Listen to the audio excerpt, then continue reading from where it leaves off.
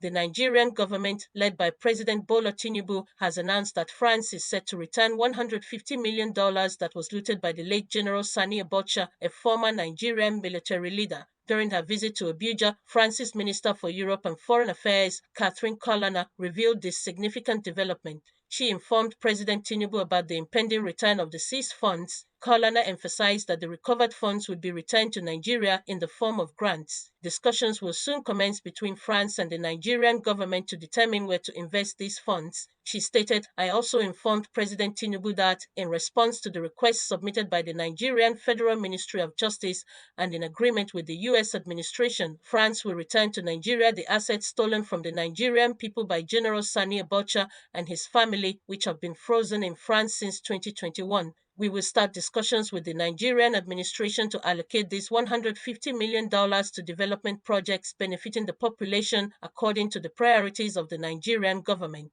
President Bola Tinubu has extended Nigeria's appreciation to France for returning $150 million embezzled by former head of state, General Sani Abacha. This was conveyed in a statement shared by Ajuri Ngelala, the president's special advisor on media and publicity in Abuja on Friday. Thank you for the good news on the return of Abacha loot. We appreciate your effective cooperation concerning the return of Nigeria's money. It will be judiciously applied in attaining our development objectives, the president told Catherine Colonna, the Minister of Europe and Foreign Affairs of France, who delivered the news. Speaking on the Abacha loot, the French Minister of Europe and Foreign Affairs said the repatriation was long overdue. However, she said that the French President, Emmanuel Macron, is delighted that justice is carried out in the long haul. It was a lengthy process, but we are glad that it was concluded. Sometimes justice may be slow, but this is a very commendable achievement, she remarked. Additionally, the president acknowledged the approval of a €100 million agreement between Nigeria and France aimed at bolstering the IDICE program.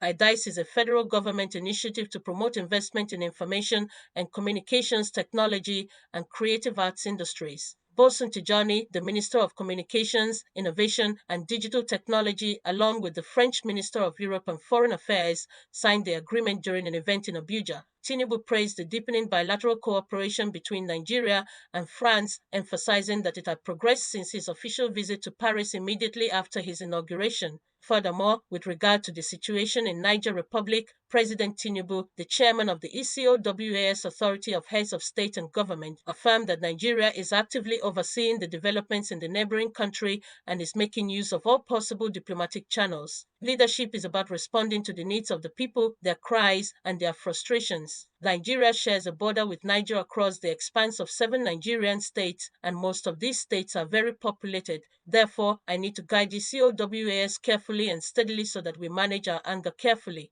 We have a colleague and a democratically elected leader, President Bazoum, being used as a human shield. If we are not careful, he and his family could be endangered. I am deploying all appropriate back-channel strategies to avoid bloodshed in Niger Republic.